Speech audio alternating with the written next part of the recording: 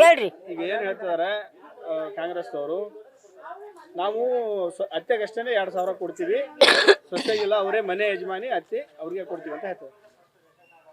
ಮನೆ ಯಜಮಾನಿ ಅತ್ತಿ ಅಂತ ಅತ್ತಿಗೆ ಒಬ್ಬಕ್ಕೆ ಕೊಟ್ರೆ ಸೊಸಿಗೆ ಪುಟ್ಪತ್ತಿ ಬಿಡಣ ಥೋರ್ ಮಕ್ನ ಎಕಡ ಸಿಗಾಕ ಏನ್ ತಿರ್ಕೊಂಡ್ ತಿನ್ನಕ್ ಕಳ್ಸಣ? ಅವರು ಮನೆ ಬಾಳೆ ಮಾಡ್ಕೊಂಡ್ ತಿನ್ನೋದ್ ಬೇಡ. ನನಗೆ ಒಬ್ಬಕ್ಕೆ 10 kg 2,000 ರೂಪಾಯಿ ಕೊಟ್ರೆ ಅವ್ರೆಲ್ಲ ಹೋಗ್ಬೇಕು.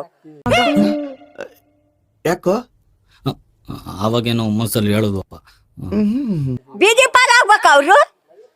ಅದನ್ನೇ ಮುಂಚೆ ಮಾತಾಡ್ಬೇಕಾಗಿತ್ತು ಅವನು. ನೀನು ಒಬ್ಬಕ್ಕಿಗೆ ಕೊಡ್ತೇನೆ, ಸ್ವಸ್ಥರಿಗೆ ಕೊಡಲ್ಲ, ಸ್ವಸ್ಥರಿಗೆ ಯಾರ ಮನೆಗಾರ ಕಳ್ಸು ಅಂತ ಹೇಳ್ಬೇಕಾಗಿತ್ತು ಅವನು. ಓಟ್ ಹಾಕ್ತಿದ್ದೆ ಅಣಕಾರ. ಫ್ರಿಡ್ಜ್ ಇರಬಾರ್ದು, ಟಿವಿ ಇರಬಾರ್ದು, ಇನ್ನೊಂದು ಇರಬಾರ್ದು ಅಂದ್ರೆ ಕೂಲಿ ಮಾಡ್ಕೊಂತೀನ ಪುಟ್ಬತ್ತಾಗಿರೋನಿಗೂ ಐತಿ. ಮಾಡ್ರ ಡ್ರೆಸ್ಸಲ್ಲಿರೋ ಮಾರಿ ಮುತ್ತು ನಿನ್ನ ಮನೆಯಾಗ ಒಂದೇ ಇರಬಾರ್ದು, ಎಲ್ಲರ ಮನೆಯಾಗೂ ಬೇಕು. ಅದನ್ನ ವಚನ ಅವಾಗ ನಡೆಸ್ಬೇಕಾಗಿತ್ತು. ನೀನು ಹೊಟ್ಟೆಗೆ ಅನ್ನ ತಿಂತೀಯ, ಸಗಣಿ ತಿಂತೀಯ ಮಾತಾಡಕಾರ. ಅಯ್ಯೋ ನಿನ್ನ ಹಂಗಕ್ಕೆ ಹುರ್ದು ಮುಕ್ಕ ಬಿಡ್ತಾಳೆ. ಕೈ ಮುಕ್ಕಂತ ಬಂದ ಹಿಂಗ್ ಹಿಂಗ್ ಜೋತಾಡ್ಕೊಂತ ಅವಾಗ ಎಲ್ಲೋಗಿದ್ದೆ? ಈಗ ಮಾತಾಡಕತ್ತೀಯಲ್ಲ ಗೆದ್ದಿಂದೆ ಮ್ಯಾಕ್ ಕುತ್ಕೊಂಡು. ಅವಾಗ ಏನ್ ಮಾಡ್ತಾರ ಗೊತ್ತಾ? ಹಾಕ್ಲಿಲ್ಲ ಕೊಡ್ಲಿಲ್ಲ ಅಂದ್ರೆ ಕೈಯಾಗಿರೋ ಕಾಲಾಗಿರೋ ಕೈಗೆ ಬರ್ತಾವು.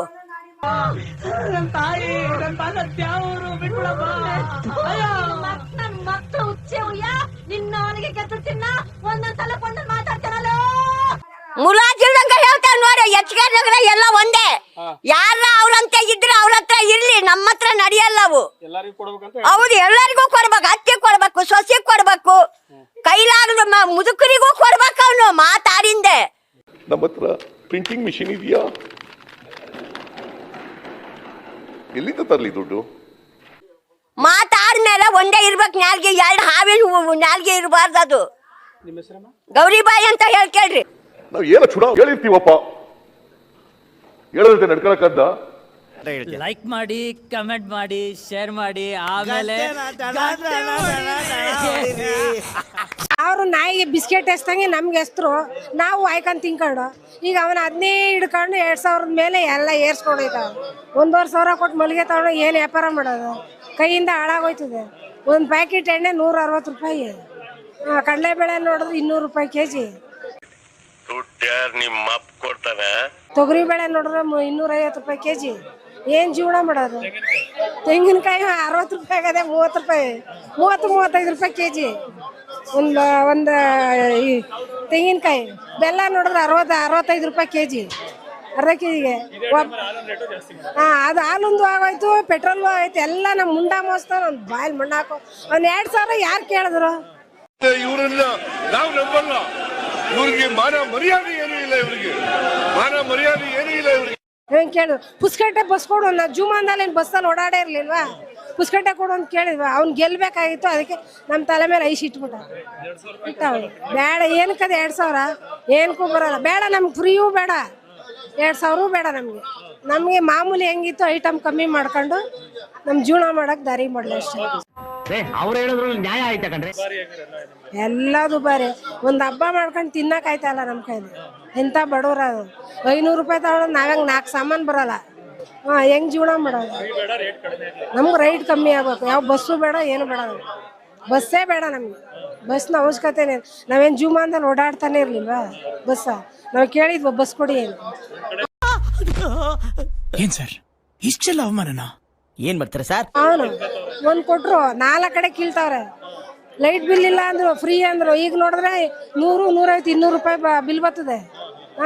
ಇನ್ನೂ ಕಮ್ಮಿ ಯೂನಿಟ್ ಕೊಡ್ತೀನಿ ಅಂದ, ಜಾಸ್ತಿ ಮಾಡ್ದ ಯೂನಿಟ. ಅಲ್ಲೆಲ್ಲಿ ಕಮ್ಮಿ ಬರ್ತದೆ? ಒಂದೊಂದು ಮನೆಗೆ 300, 400, 500 ರೂಪಾಯಿ ಬಿಲ್ ಬರ್ತದೆ. ಅದು ಬರ್ತದೆ. ಅಮಾಸ್ಗೊಂದಿನ ಉಣ್ಗೊಂದಿನ 3 ತಿಂಗಳು ಗ್ಯಾಪ್ ಆಗಿರುತ್ತೆ. 1 ತಿಂಗಳು ಹಾಕ್ತಾರೆ, 2 ತಿಂಗಳಲ್ಲೇ ನಾಮ. ಈ ಅನ್ಯಾಯದ ವಿರುದ್ಧ ಧ್ವನಿ ಎತ್ತೋ ಗಂಡಸು ಈ ಊರಲ್ಲಿ ಯಾರು ಇಲ್ವಾ? ಅತ್ತಾನೆ ಏನ್ ಯಾವಾಗ ಬಂದ? ಅದು 1 ತಿಂಗಳು ಬರ್ತದೆ, 2 ತಿಂಗಳು ಬರಲ್ಲ. 3 ತಿಂಗಳು ಗ್ಯಾಪ್ ಉಳ್ಕೊತದೆ. 1 ತಿಂಗಳು ಅದೇ ಅಕ್ಕಿ ದುಡ್ಡು 2 ತಿಂಗಳು 3 ತಿಂಗಳದ್ದು ಇರ್ತದೆ. 3 ತಿಂಗಳು ಕೊಡಲ್ಲ. ಅದು 1 ತಿಂಗಳು ಬರ್ತದೆ, 2 ತಿಂಗಳದಿಲ್ಲ. ಅದು ಗೃಹಲಕ್ಷ್ಮಿನೂ ಅಷ್ಟೇ. 3 ತಿಂಗಳು ಗ್ಯಾಪು, 1 ತಿಂಗಳು ಹಾಕ್ತೀನಿ, 2 ತಿಂಗಳಿಲ್ಲ. ನಾನು ಕೊಟ್ಟೆ ಖಚಿತ ಉಚಿತ ಅಂತೇನು ಕೂಗಿದ್ದೆ. ಯಾರು ಮಾಡಕ್ ಸಾಧ್ಯ ಆಗಲ್ಲ. ಯಾವ ಪುರ್ಸೋತಕ್ಕ ನಮ್ಗಂತೂ ಬೇಡ ಅನ್ಸ್ಬಿಟ್ಟದ. ಪುಸ್ಕಟ್ಟೆ ಬಸ್ಸೇ ಬೇಡ. ಅದ್ರಲ್ಲಿ ಜೀವ ಹೋಯ್ತದೆ. ಬಸ್ ಹತ್ಕೊಂಡು ಹೋಗೋಷ್ಟೊಳಗೆ ಮನೆಗೆ ನಮಗೆ ಒಂದು ಸೀಟ್ ಇಲ್ಲ, ಒಂದು ಇದಿಲ್ಲ, ನಿಂತ್ಕೊಳಕ್ಕೆ ಕಂಡಕ್ಟರ್ ಬಾಯಿ ಬಂದಂಗೆ ಬೈತಾನೆ. ಯಾರಿಗೆ ಬೇಕು ಈ ಜೀವನ? ಹೇಳಿದ್ರೆ ಅರ್ಥ ಆಗಲ್ವಾ? ಸ್ವಲ್ಪನಾದ್ರೂ ಕಾಮನ್ ಸೆನ್ಸ್ ಐತಲ್ಲ ನಿನಗೆ? Please madam 1 minute. ಪ್ಲೀಸು ಇಲ್ಲ ಗೀಸು ಇಲ್ಲ. ಇಂಥ ಜೀವನ ನಾವೇನು ಸಾಕ್ಸೇ ಇಲ್ವಾ? ನಾವು ಹೂ ಮರ ಕೆಲಸನೇ. ರೇಟ್ ಜಾಸ್ತಿ. ಅಲ್ಲಿ ನೋಡಿದ್ರೆ 20 ರೂಪಾಯಿ ಕೊಡಿ, 30 ರೂಪಾಯಿ ಕೊಡಿ ಅಂತ ಕೇಳ್ತಾರೆ. ಏನ್ ಕೊಡೋದು? ಹಾಕಿರೋ ಗಂಟೆ ಎತ್ತಕ್ಕಾಗಲ್ಲ. ಹೆಂಗೋ ದೇವ್ರದ್ದು ಈಡಗೈ ಪ್ರಸಾದ ತಿನ್ಕೊಂಡು ಸಂತೋಷವಾಗಿ 2 ತಿಂಗಳ ಗೃಹಲಕ್ಷ್ಮಿ ಹಣ ಹಾಕಿಲ್ಲ ಅಂತ ಸಚಿವೆ ಲಕ್ಷ್ಮಿ ಹೆಬ್ಬಾಳ್ಕರ್ ಒಪ್ಪಿಕೊಂಡಿದ್ದಾರೆ. ಅಲ್ಲದೆ 4-5 ದಿನದಲ್ಲಿ ಸಮಸ್ಯೆ ಪರಿಹಾರ ಮಾಡ್ತೀವಿ ಎಂದಿದ್ದಾರೆ. ಚುನಾವಣೆಗಾಗಿ ಹಣ ಹಾಕಿಲ್ಲ ಅಂತಲೂ ಕೂಡ ಅವರು ವಿಪಕ್ಷಗಳಿಗೆ ಟಾಂಗ್ ಕೊಟ್ಟಿದ್ದಾರೆ. ಇನ್ನು ಬಿಪಿಎಲ್ ಎಪಿಎಲ್ ಕಾರ್ಡ್ ವಿವಾದ ಕುರಿತಂತೆ ಸರ್ಕಾರ ಕೊಟ್ಟ ಮಾತನ್ನ ಉಳಿಸಿಕೊಂಡಿದೆ. ಈ ಬಗ್ಗೆ ಸಚಿವರು ರಿಯಾಕ್ಟ್ ಮಾಡಿದ್ದಾರೆ.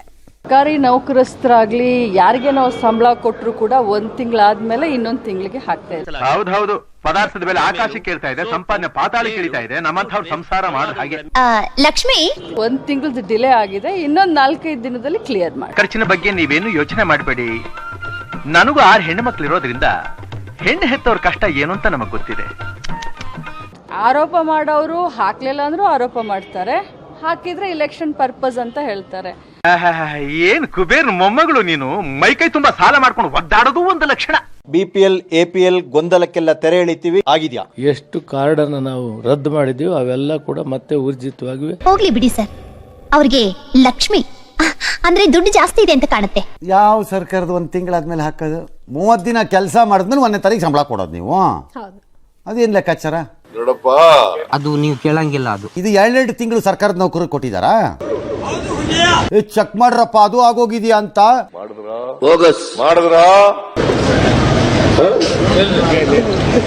ಕಾಸಿಲ್ಲ, ಸಂಬಳ ಇಲ್ಲ ಅಲ್ಲಿ.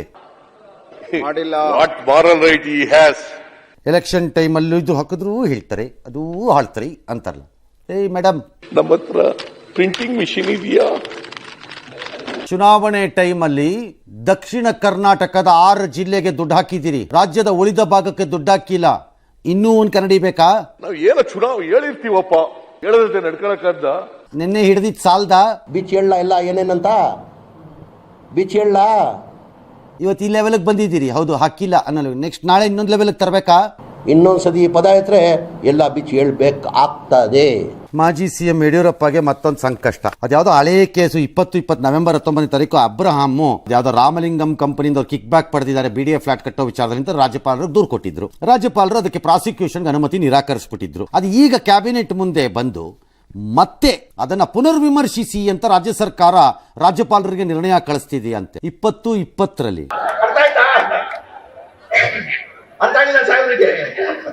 ಈ ಮಜಾ ಇದೆಯಪ್ಪ ಈ ಕೇಸ್. ನನಗೆ 2020 ಕೇಸ್ ಆಗ ರಾಜ್ಯಪಾಲರು ರಿಜೆಕ್ಟ್ ಮಾಡಿದ್ರು, ಈಗ ಮತ್ತೆ ಕೇಳ್ತಿದ್ದಾರೆ. ಬಟ್ ಅವತ್ತು ದೂರು ಕೊಟ್ಟಿದ್ಯಾರು? ಕೆಲಸ ಮಾಡದೆ ಲಂಚ ತಗೊಳ್ಳೋ ಡಬ್ಬಗಳು ಅಬ್ರಹಾಂ, ಹೌದಲ್ವಾ? ಈ ಅಬ್ರಹಾಂಗೆ ಈ ಮೂಡಾದಕ್ಕೆ ಬಂದಾಗ ಚೀಫ್ ಮಿನಿಸ್ಟರ್ ಏನ್ ಹೇಳಿದ್ರು? ಎಂತ ಸಾಹಸ! Abraham great! ಏನ್ ಬೈದ್ರಪ್ಪ ಅವ್ರನ್ನ ಅವರು? ನೋಡ, ನಾನು ಯಾವತ್ತಿದ್ರು ನಿನ್ನ ಸ್ನೇಹಿತ ರಾಮಯ್ಯ ಕಣ. ಅದಲ್ಲ ಅವರು, ಬಟ್ ಅದನ್ನ ಅವ್ರು ಏನಂತ ಬೈದ್ರು? ಅವ್ರು ಬ್ಲಾಕ್ ಮೈಲರ್ ರೀ. ಈಗ ಬ್ಲಾಕ್ ಮೈಲರ್ ಆಗುವಂತ ದೂರುದಾರ ಆಗ ಸತ್ಯವಂತ ಅಂತ ನಿಮ್ ಲೆಕ್ಕಾಚಾರ ಹಂಗಾರೆ? ಅದ್ ಹೆಂಗದು? ಅದು ನೀವು ಕೇಳಂಗಿಲ್ಲ. ಅದು ವಿಚ್ ಶೋಸ್ ರಾಜ್ಯಕ್ಕೀಗ ಇಂಟ್ರೆಸ್ಟ್ ಇರೋದು ಕ್ಯಾಣ ಮಾಡು ಕೆದಕು, ಇದನ್ನ ಮಾಡಿಕೊಂಡು ಅಭಿವೃದ್ಧಿನ ನೆಗೆದು ಬೀಳಿಸು. ಸ್ಟಾಪ್ ಡಿಸ್ಕಸಿಂಗ್ ಡೆವಲಪ್ಮೆಂಟ್ ಪ್ರಾಜೆಕ್ಟ್ ರಾಜ್ಯದ ಕತೆಗಳನ್ನ ಯಾವ್ದು ಇಲ್ಲ. 3 ಹೊತ್ತು ಕೇಸು ಕೇಸು ಕೇಸು. ಒಬ್ಬೊಬ್ರದ್ದು ಒಂದೊಂಥರ ಕೇಸುಗಳು, ಒಬ್ಬೊಬ್ಬರ ಮೇಲೆ ಒಂದೊಂಥರ ಕೇಸ್ಗಳು ಹಾಕ್ಸೋದು ಅಥವಾ ಹಾಕೊಳ್ಳೋದು ಅಥವಾ ಹಾಕಿಸ್ಕೊಳ್ಳೋದು. ಇಲ್ದಿದ್ರೆ ಗ್ಯಾರಂಟಿ ಕಾಸು ಹೋಗಿಲ್ಲ, ಆ ಕಾಸು ಬಂದಿಲ್ಲ, ಈ ಕಾಸು ಬಂದಿಲ್ಲ, ಆ ಕಾಸು ಮಧ್ಯದಲ್ಲಿ ಕೇಂದ್ರ ಕೊಟ್ಟಿಲ್ಲ. ಈ ಲೆವೆಲ್ಗೆ ಇಳಿದು ಬಿಟ್ಟಿದ್ದೀರಲ್ಲ. ಅಡ್ಮಿಷನ್ ಮಾತು ಕರೆಕ್ಟ್ ಆಗಿರ್ಬೇಕು, ರಾಜ್ಯದ ಜನ ನೋಡ್ತಾ ಇರ್ತಾರೆ, ಸತ್ಯ ಇರ್ಬೇಕು ಮಾತಲ್ಲಿ. Is anybody. ಅದೇನೋ ಹೇಳಿದ್ರಲ್ಲಪ್ಪ ಮಂತ್ರಿಗಳು HK ಪಾಟೀಲ್, ಕ್ರಿಯಾಶೀಲ ಜೀವಂತ ಸರ್ಕಾರ. ಇದೇನಾ ನಿಮ್ ಜೀವಂತಿಕೆ? ನೋಡಿ, ನಮ್ಮ ಇನ್ಕಮ್ ಟ್ಯಾಕ್ಸ್ ಅಫಿಡವಿಟ್ ತೆಗೆದು ನೋಡಿ, ನಾವ್ ಎಲ್ಲಿದ್ದೀವಿ ಅಲ್ಲೇ ಇದೀವಿ. ಏನ್ರಿ 136 ಜನ ತಗೊಂಬಂದಿರೋ ಒಂದು ಸರ್ಕಾರ ಹೇಗಿರಬೇಕಿತ್ತು? ಹೇಗಿರಬೇಕಿತ್ತದು?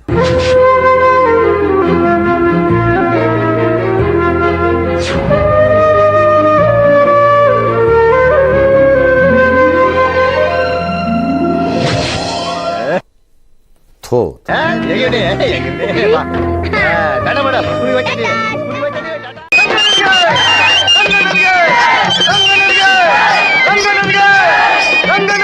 ಗೃಹಲಕ್ಷ್ಮಿ ಒಂಥರ ಈ ಕನ್ನಡದಲ್ಲಿ ಗಜಪ್ರಸವ ಅಂತಾರೆ, ಹಂಗಾಗ್ಬಿಡ್ತಿದ್ರು.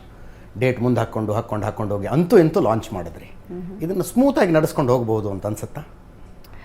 ಖಂಡಿತ ಸರ್, ಯಾಕಂದರೆ 30,000 ಕೋಟಿ ಬಜೆಟು, ಮುಂದಿನ ವರ್ಷ ಅಂತೂ ಮೋರ್ ದೆನ್ 30,000 crore ಬಜೆಟ್ ಆಗುತ್ತೆ. ಇಷ್ಟೊಂದು ದೊಡ್ಡ ಬಜೆಟ್ನ ಒಂದು ಭಾಷೆ ನುಡ್ದಂತ ನಡ್ಕೊಳ್ತಾ ಇದ್ದೀವಿ. 50 ಡೇಸು ಇದು ನೀವು ಭಾಳ ಮುಂದೆ ಹೋಯಿತು ಅಂತ ಅಂದರೆ ಇಲಾಖಾವಾರು ನೀವು ಚೆಕ್ ಮಾಡಿ, ಫೈನಾನ್ಸ್ ಡಿಪಾರ್ಟ್ಮೆಂಟು ಯಾವ ರೀತಿ ಇದನ್ನು ಆ್ಯಪ್ನ ಬಿಡುಗಡೆ ಮಾಡಬೇಕು, ಯಾವ ರೀತಿ ಇದು ಸರಳವಾಗಿ ಮಧ್ಯವರ್ತಿಗಳ ಹಾವಳಿಯನ್ನು ತಪ್ಪಿಸ್ಕೊಂಡು ನೇರವಾಗಿ ಮಹಿಳೆಯರಿಗೆ ಹೋಗಬೇಕು. ಸೊ ಇದೆಲ್ಲ ದೃಷ್ಟಿಕೋನ ಇಟ್ಕೊಂಡಾಗ 50 ದಿನ 30,000 ಕೋಟಿ ನನಗೇನಿದು ಜಾಸ್ತಿ ಅನ್ಸುತ್ತೆ. ಗಜಪ್ರಸವ ಅಂತ ಯಾಕಂದ್ರೆ ಜೂನ್ 14ನೇ ತಾರೀಕು ಲಾಂಚ್ ಅಂದರು, ಆಮೇಲೆ 16 ಅಂದರು, ಆಮೇಲೆ ಎಲ್ಲ ಸ್ವಲ್ಪ ಹೋಲ್ಡ್ ಮಾಡಿದ್ದೀವಿ ಅಂದರು. ಸತೀಶ್ ಜಾರಕಿಹೊಳಿ ಅವರು ಒಂದು ಹೇಳಿದ್ರು, ಡಿ ಕೆ ಶಿವಕುಮಾರ್ ಒಂದು ಹೇಳಿದ್ರು, ನೀವು ಇಲ್ಲ ಆ್ಯಪ್ ತಯಾರು ಮಾಡ್ತಿದ್ದೀವಿ ಅಂದ್ರಿ. ಹಿಂಗೆ ಪೋಸ್ಟ್ಪೋನ್ ಆಗ್ತಾ ಅಂತೂ ಒಂದು ಲಾಂಚಿಂಗ್ ಡೇಟ್ ಬಂತು ಅಂತ.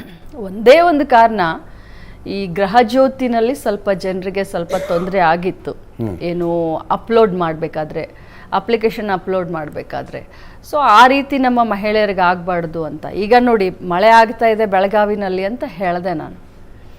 ಆ ಮಳೆ ಕೂಡ ನಮ್ಮ ಮಹಿಳೆಯರಿಗೆ ಹತ್ತಬಾರ್ದು ಅಂತ ಹೇಳಿ ನಾನು ಎಲ್ಲರಿಗೂ ಇನ್ಸ್ಟ್ರಕ್ಷನ್ ಕೊಟ್ಟಿದ್ದೀನಿ, ಶೆಲ್ಟರ್ ಮಾಡಬೇಕು, ಅಲ್ಲಿ 4-5 ಕೊಡೆನ ಇಡಲೇಬೇಕು. ಈ ಮಟ್ಟಕ್ಕೆ ನಾನು ವಿಚಾರ ಮಾಡಿ, ಅಂದರೆ ಗೃಹಲಕ್ಷ್ಮಿ ಯೋಜನೆಯಲ್ಲಿ ಯಾವುದೇ ಗೊಂದಲ ಆಗಬಾರ್ದು, ಜನಸಾಮಾನ್ಯರಿಗೆ ತೊಂದರೆ ಆಗಬಾರ್ದು, ಇದು ಒಂದೇ ಉದ್ದೇಶದಿಂದ 2 ಡೇಟ್ ಮುಂದಾಯಿತು.